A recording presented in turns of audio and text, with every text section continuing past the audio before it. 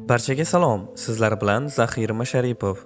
Do'stlar, sizlar bilan bugun Posle filmini ko'rib chiqamiz. Filmni boshlashdan oldin kanalga obuna bo'lishni va videoga like bosishni unutmang. Biz filmning boshida Tessa ismli qiz, uning onasi va yigiti bilan boshqa shahardagi yotoqxonaga kelganlarini ko'ramiz. Ular Tessaning xonasiga kirishlari bilan xonadosh qizlarini ko'rishadi va tanishishni boshlashadi. Xonadagi Stef ismli qiz Tessaning onasiga umuman yoqmaydi. Jahli chiqqan Tessaning onasi qizini boshqa xonaga o'tkazmoqchi bo'ladi, ammo bunga qizi rozi bo'lmaydi va shu yerga joylashadi. Tessa birinchi kunning o'zidayoq Lendon ismli yigit bilan tanishadi. Sal keyinroq Tessa cho'milib xonada kiyinaman deb qarasa, xonada begona yigitni ko'radi. Shunda Tessa unga xonaga adashib kirib qolmadingmi deydi. Yigit esa yo'q deya qo'lidagi kalitni ko'rsatadi. Keyin qiz unga xonadan chiqib tur, men kiyinib olay deydi. Ammo yigit kiyinaver, men senga qaramayman deydi. Shu vaqtda xonaga Stef kirib keladi va ular Tessani kechki bazmga taklif qilib ketishadi. Keyin esa Tessa ularning taklifini qabul qilgan holda ziyofatga boradi va u yerda ular haqiqat yoki jasorat o'yinini o'ynashadi. Shart bajarish Tessaga tushadi. Shunda Tessa jasoratni tanlaydi va ularga Hardin bilan o'pishish sharti tushadi. Shunda yigit qizning yoniga borib, "Sen buni xohlaysanmi?" dedi. Qiz esa, "Men bu o'yinni o'ynamayman" deb chiqib ketadi. Keyin Tessa bir xonada yurib kitoblarga ko'zi tushadi. U kitob o'qib turganda orqasidan Hardin keladi va uning xonasida nima qilayotganini so'raydi. Ular biroz gaplashgach, yigit qizdan bo'sa olmoqchi bo'ladi, ammo bu safar ham qiz ketib qoladi. Ertasiga darsda muhabbat haqida hangomalar boshlanib ketadi. Shunda Hardin va Tessa aytishib qolishadi.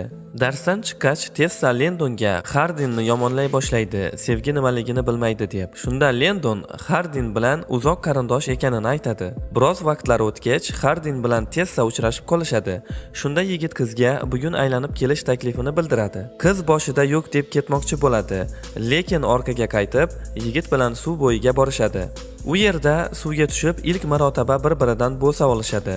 Suvdan chiqqach, yigit qizga biroz teginishni boshlaydi va qizning xatti-harakatlaridan qizga hali umuman yigit qo'li tegmaganini bilib oladi. Bundan keyin esa ularning kafeda o'tirganlarini ko'ramiz. Shunda ular yoniga do'stlari kelishadi. Tessa qarasa, Hardin ularni birga ko'rishganlaridan uyalayotganini sezadi va ular janjallashishadi. Shunda yigit qizga, "Men hech kim bilan uchrashmayman, sevgi bu yolg'on" deydi. Bundan keyin Tessa jahl bilan u yerdan ketadi. Keyin esa Hardin Tessani rashk qilib yigitlar bilan urushib yurganlarini ko'ramiz. Kechqurun Lendon Tessaga qo'ng'iroq qilib, "Kel, yordaming kerak" deydi. Qiz borib qarasa, Hardin o'lgunicha ichgan ekan. Keyin Hardin shisha sindiradi. Qiz uni yig'ishtiraman deb qo'lini kesib oladi. Shu tariqa ular uy ichiga kirib ketishadi va tunni birgalikda o'tkazishadi. Ertasiga Tessa turib telefonini qarasa, uning yigiti naqd 7 marotaba qo'ng'iroq qilgan. Qiz Noyaga barchasini tushuntirmoqchi bo'ladi, ammo uning yigiti Hardinni ko'rgach, barchasini tushunib, alam bilan qizni ham eshitmasdan u yerdan ketadi. Qiz juda qayg'uda edi Noya bilan ajrashganidan. Biroz vaqtdan keyin Tessa va Hardin har kuni uchrashadigan bo'lib ketishadi, chunki ular o'rtasida sevgi paydo bo'ladi. Ular darslardan ham qochib birga aylanib yurishardi. Keyin esa buni qizning onasi bilib qoladi va qizi bilan qattiq janjallashadi. Hattoki shu yigit bilan orani ochmasang, o'qishingga pul ham bermayman deydi. Bularning barchasidan xabar topgan Hardin juda go'zal uyda Tessa bilan birga yashashni taklif qiladi va ular birga yashashni boshlashadi.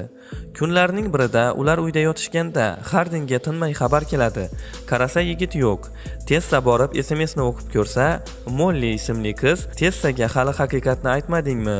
Bo'lmasa o'zim aytaman, uchrashib olaylik deb yozgan. Shu payt Hardin kelib qoladi. Qiz va yigit yana janjallashishadi. Keyin esa yigit qizga, "Menga ishonasanmi?" deydi. Qiz esa albatta deb javob beradi. Yigit esa unda muammo yo'q deb chiqib ketadi. Qiz uni kuni bo'yi kutadi va kechqurun Tessaga Hardinning eng yaqin do'stidan xabar keladi. Xatda qizni kafega kelishi yozilgan edi. Qiz darhol kafega boradi, ammo u yerdan yigitini topa olmaydi. Shunda Molly undan, "Sizlar birga yashayapsizlarmi?" deb so'raydi. Tessa esa, "Ha, biz birga yashaymiz" deb javob beradi. Tessa qarasa, hamma narsa shubhali edi. Shu payt Hardin ham keladi va shu kun uning asl yuzi ochiladi. Aslida Hardin Tessani yoqtirmagan. U faqatgina bahslashuvda yutish uchun harakat qilgan ekan. Bu narsalardan keyin qiz qattiq shokka tushib qoladi. Hardin esa men hozir seni sevaman. Bu bahslashuv paytida seni qanaqa ekanligingni bilmas edim. Bahs payti sevmaganman, hozir sevaman deb gapiraveradi. Ammo qiz uni tashlab ketadi. Shundan keyin Tessa o'z uyiga qaytadi va onasi bilan yarashib oladi. Keyin esa oldingi yigiti Noya oldiga ham borib, undan kechirim so'raydi va ular yarashib olishadi. Birozdan keyin o'qituvchi barchani tabriklab turadi-yu, Tessaga qarab, "Ushbu xat senga Hardindan kelgan bo'lishi kerak" deb aytadi. Qiz xatni o'qishi bilanoq Hardin uni chinakam sevishini tushunib oladi va ular ilk bor o'pishgan suv bo'yiga borib o'tiradi. Birozdan so'ng uni yoniga Hardin ham kelib o'tiradi. Demak, birinchi qismning so'ngidan bir oycha vaqt o'tdi. Tessada bugun Vens kompaniyasida birinchi ish kuni. U shoshilib ishga borayotib, lift ichida bo'lajak hamkasbi bilan tanishib qoladi. U yigitning ismi Trevor edi. So'ngra Tessa Kimberly ismli ayol bilan tanishadi. Bu ayol Tessaga ish joyi va uning ishi haqidagi barcha ma'lumotlarni unga tushuntiradi. Tessa kechgacha ish joyini tozalab, xonasini o'ziga moslab taxlab qo'yadi. Keyin esa o'zi bilmagan holda shu joyda uxlab qoladi. Ertalab uyqudan turgan Tessa oldida kompaniya direktorini ko'radi va unga soat 9:30 bo'lganini aytishadi. Bundan keyin ular darhol tayyorgarlik ko'rishib, konferensiyaga yo'l olishadi. Ular mehmonxonaga joylashgach, Kimberly Tessaga klubga mos kiyimlar tanlashga yordam beradi va suhbat ichida u Mr. Vens bilan uchrashib yurishlarini aytadi. Kechqurun Tessa juda chiroyli bo'lib kiyinib chiqadi va buni ko'rib Trevorning og'zi ochilib qoladi. Ular Trevor bilan ko'p vaqtlarini o'tkazishadi klubda. Ularning klubga borishdan maqsadi Zen ismli erkak bilan uchrashish va uni Vens kompaniyasiga pul tikishga ko'ndirish edi va buni uddalashadi. Ko'p ichib yuborgan Tessa raqsga tushishni xohlab qoladi va o'sha yerda notanish erkak bilan raqsga tushib o'pishishni boshlaydi. Chunki u yigit Tessaning ko'ziga Hardin bo'lib ko'rindi. Bu vaqtda esa Steve Hardinni kechki ziyofatga chaqiradi. Hardin u yerda Molly bilan uchrashib qoladi va qiz Hardin bilan yarashishga harakat qiladi, ammo samarasiz edi. Shu paytda Hardinga Tessa qo'ng'iroq qiladi va u klubda mazza qilib dam olayotganini aytadi. Hardin darrov Tessa ichib olganini biladi va undan qayerdaligini so'raydi, uni oldiga borish uchun. Ammo Tessa qayerdaligini aytmay telefonni qo'yib qo'yadi. Keyin Tessani Trevor topadi va ular Tessani xonasiga borishadi. Ovqat ham buyurtma berishmoqchi bo'lishadi xonaga. Ammo shu payt Tessa Trevorning ustiga ichimlik to'kib yuboradi. Keyin Tessa Trevordan kiyimlarini yechishini so'raydi, yuvib beraman deb. Barcha kiyimlarini yechib, yalang'och turgan Trevor eshik ovozidan qo'rqib ketadi. Buni qarangki, Hardin Tessani qayerdaligini topib kelgan va ichkariga kirishi bilan Trevorni hojatxonadan topadi. Trevor urushdan qochib, shu ahvolda chiqib ketadi. Tessa va Hardin yolg'iz qolishgach, boshida ular qattiq janjallashishadi. Keyin esa Tessa Hardinni xohlayotganini aytadi va ular ertalabgacha birga bo'lishadi. Ertasiga Tessa Kimberly qo'ng'irog'idan uyg'onib ketadi va shoshilib kiyinishni boshlaydi. Ishga kechga qolayotganiga qaramay, ular yana janjallashishga ham ulgurishadi. Pastga tushgach, Tessa Trevorni uchratadi. Ular suhbatlashib o'tirib, 1 yil oldin Hardin ham bu yerda ishlaganini biladi. Uyga kelgach, Hardin Lendonning yoniga boradi maslahat so'rashga. Ammo oxirigacha gaplasha olmay, Tessani juda qattiq sevishini aytib, Londonga ketaman deydi. Sal keyinroq Trevor Tessani kirib kelayotgan tug'ilgan kuni bilan tabriklaydi. Sovg'a tariqasida esa Tessaning barcha yo'l xarajatlari kompaniya bo'yniga olingan va Tessa uchun maxsus mashina edi. Buni ko'rib Tessa juda ham xursand bo'ladi va Trevorga o'z minnatdorchiligini izhor etadi. Tessa Lendon oldiga yangi mashinasida boradi. Unga ham yangilikni aytish uchun va biroz maqtanishga. Keyin ular gaplashib o'tirishadi. Shunda Lendon Tessaga Hardin endi bu yerda emas, u ketdi Londonga deydi. Tessa Hardin bilan yashagan kvartiraga boradi va u yerdan Hardinni unga qoldirgan sovg'asini topadi. Uylarni taxlab, narsalarni joylab bo'lgach, kutilmaganda uyga Hardin va uning oyisi kirib keladi. Shokda qolib ketgan Tessa rol o'ynashni boshlaydi. Xuddi ular Hardin bilan avvalgidek, ya'ni ajralishmagandek. Tessa oyisinikiga ketmoqchi bo'ladi, ammo Hardinning oyisi uni qolishga ko'ndiradi. Kechqurun ular mazza qilib ovqatlanishadi, suhbat qurishadi. Keyin esa Hardin polda yotaman deydi. Shunda Tessa u yerda yotishing shart emas, yonimda yotaver deydi. Biroz suhbatlashib yotishib, ular o'rtasida yana yaqinlik paydo bo'ladi. Ertasiga Tessa uyiga boradi va birinchi bo'lib Noyni ko'radi. Noy uni tug'ilgan kuni bilan tabriklaydi va bexosdan uning otasi haqida gapirib qo'yadi. Shu paytda Noyga Tessaning oyisi qo'ng'iroq qiladi. Tessa oyisidan bu nima degani, nima bo'ldi o'zi deb so'raydi. Shunda uning oyisi aytadiki, Tessaning otasi qizini ko'rishni xohlaganini, ammo oyisi bunga ruxsat bermagan bo'lib chiqadi. Tessa telefonni Noyga berib, o'zi yana qaytib ketadi Hardinning oldiga. Kechasi Hardin qo'rqinchli tush ko'radi va qattiq baqirib uyg'onadi. Tessa uni zo'rg'a tinchlantiradi. Ertalab Hardinning oyisi bilan kofe ichib o'tirib, Tessa qachondan beri u bunday qo'rqinchli tushlar ko'rishini so'raydi. Shunda uning oyisi Hardin 8 yoshidan beri shunday tushlar ko'rishini va uni har xil psixologlarga olib borib ko'rganini aytadi. Lekin bularning barchasi samarasiz bo'lganidan keyin Hardin ichimlik ichishni boshlagan ekan. Ular gaplashib o'tirishganida Hardin uyg'onadi va Tessani o'tib ketgan bo'lsa ham tug'ilgan kuni bilan yana bir bor tabriklaydi. Bugun istagan joyingni aylantiraman, mutlaqo e'tirozlarsiz deydi. Va keyin ular muz ustida uchishga borishadi. Ammo Hardin umuman uchishni bilmagani bois u yerdan ketib yoga darsiga borishadi. Baxtga qarshi bu darslik ham boshlang'ichlar uchun emas ekan. Hech narsa o'xshamagani bois ular uyga qaytishib birga yuvinishga kirishadi. Shu payt Tessaga qo'ng'iroq bo'ladi va ular Tessani ish joyiga borishadi. U yerda ular 2 soatcha Vensning o'g'liga qarab turishlari kerak edi. Kimberli kelib bolani olib ketganidan so'ng Tessa va Hardin yolg'iz qolishadi. Hardin Tessani yangi yil bilan tabriklaydi va qo'liga braslet sovg'a qiladi. Lekin hali yangi yilgacha bir hafta vaqt bor edi. Tessada esa Hardin uchun sovg'a yo'q ekan. Shunda Hardin Tessadan unga ikkinchi bor imkon berishini so'raydi. Tessa esa rozi bo'ladi, chunki u ham hali beri Hardinni sevardi.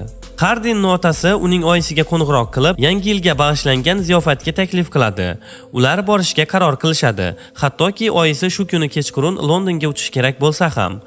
Ziyofatda Hardin vino ichib oladi va oyisining ketishiga 5 daqiqagina vaqt qolganida otasi bilan janjallashishni boshlaydi va jahl ustida otasini uradi ham. Keyin esa Hardinning oyisi uchib ketadi.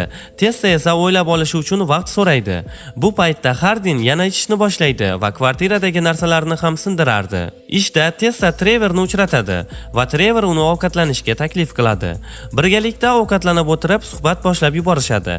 Shunda Tessa Trevorga ichidagi bor dardini to'kib soladi. Trevor ham unga boshqa shaharga ketayotganini aytadi. Kechqurun Hardinni ziyofatga taklif qilishadi do'stlari va Hardin Tessa bilan borishga qaror qilishadi. Tessa ziyofatga tayyorgarlik ko'rayotganida unga direktori qo'ng'iroq qiladi va uni ham Trevor ketayotgan shaharga jo'natishga qaror qilganini aytadi. Bunga esa Tessa o'ylab ko'rishini aytib, bir-birlarini yangi yil bilan tabriklashadi. Ziyofatga kelishlari bilan Tessa o'yin o'ynashni boshlaydi. Hardin esa Jamie'ni uchratib qoladi va ular gaplashib olish uchun ketishadi. Tessa va Hardin yana uchrashgach, ular uyga ketmoqchi bo'lishadi. Ularni ko'rib qolgan Molly ularga ketaveringlar, o'zi sizlar taklif qilinganlardan mas edingizlar deydi. Shunda Tessa yana qaytib kiradi, uning asabiga tegish uchun va ular haqiqat yoki jasorat o'yinini o'ynashadi. O'yinda Tessa va Molly bir-birlarini juda kamsitishadi va oxiri janjal bilan tugaydi. Hardin Tessani zo'rg'a ajratib olib tepadagi xonalardan biriga olib kiradi va ular jinsiy aloqa bilan shug'ullanishadi. Bundan keyin Tessa hojatxonaga kirib ketadi. Hardin yana Jamie'ni uchratadi. Ular bir-birini yangi yil bilan tabriklashadi va bu ikkimiz o'rtamizda qoladi deb pichirlashadi. Buni barchasini Tessa eshitib turardi va u o'ylaydiki, albatta yana uni Hardin aldab boshqa qizlar bilan ham bo'lib yuribdi deb. U yerdan ketmoqchi bo'ladi. Hardin uni ketidan yugurib chiqadi, hammasini aytadi. Ma'lum bo'lishicha, Hardin u qiz bilan bo'lmagan, undan kechirim so'rash uchun yo'q bo'lib ketishgan ekan. Xullas, ular yana qattiq janjallashishadi. Ertalab uyqudan uyg'ongan Tessa Hardinni topa olmaydi. Unga qo'ng'iroq qiladi, SMS yozadi, ammo javobsiz edi. Biroz vaqtdan keyin Hardin ziyofat bo'lgan joyda uyg'onadi. Telefoniga qarasa o'chib qolgan. Telefoni quvvat olguniga qadar Jamie uni o'z mashinasida olib borib qo'ymoqchi bo'ladi. Telefonini yoqib qarasa Hardinga juda ko'p marotaba Tessa qo'ng'iroq qilgan hamda SMS yozgan. Buni ko'rgan Hardin darhol Tessaga qo'ng'iroq qiladi. Bu paytda Tessaning telefoni mashinaning orqasida yotgan bo'ladi. Tessa telefonini olishga urinadi, ammo olishga ulgurmasdan uning mashinasiga boshqa mashina kelib uriladi.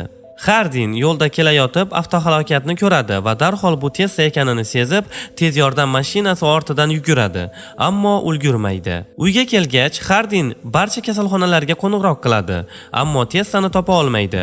Shunda u Teslaga qo'ng'iroq qilishni o'ylab, oxiri qo'ng'iroq qiladi, ammo telefonni Trevor ko'taradi va u Teslani qayerda ekanini aytmasligini va agarda Teslani sevsa, uni tinch qo'yishini aytadi. Bo'lib o'tgan barcha ishlardan keyin Hardin Londonga uchib ketadi, oyisi yoniga. Tesla va Hardin bir-birisiz juda xafa edi. Hardin alamdan telefonini ham urib sindiradi, chunki Tesla unga bir necha bor qo'ng'iroq ham qilgan edi. Sal keyinroq Tesla Vensning ziyofatiga taklif qilinadi. U yerda Trevorni uchratadi.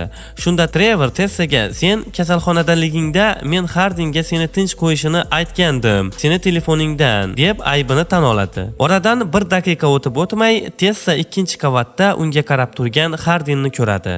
Hayajondan qo'lidagi shampan ham tushib ketadi. Tesla tashqariga qarab ketadi. Uning ketidan Hardin chiqadi, ammo qiz yo'q. Hardin o'ylaydi u yana ketib qoldi deb, ammo qiz eshik ortida turgan ekan va ular birgalikda mashinaga o'tirishib ketishadi.